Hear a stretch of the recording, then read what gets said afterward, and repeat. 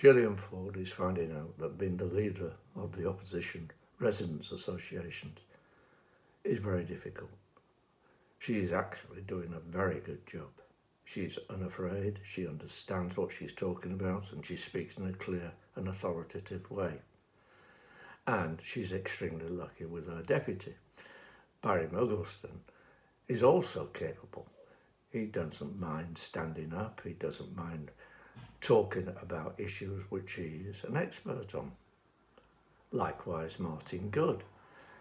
Martin Goode has spent years asking probing, unpleasant questions and getting answers. He knows what his main point is, which is finance. Now, what about everybody else?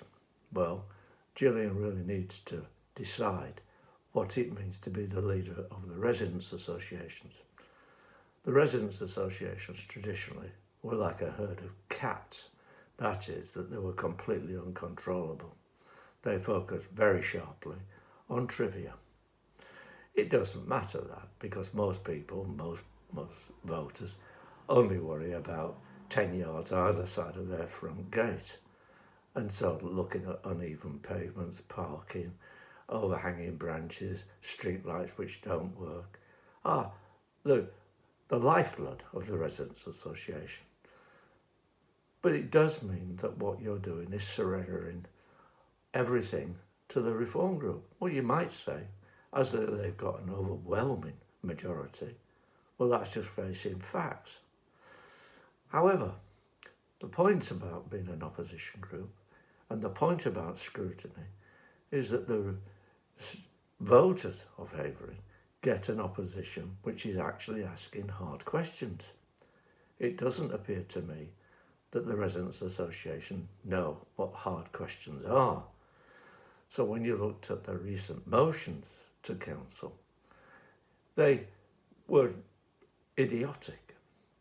The amendment to the climate change emergency refutation by the reform group, which was absolutely Neanderthal, was like an essay. Absolutely nobody could understand what on earth the point of it was. I mean, apart from we don't like the reform group's motion.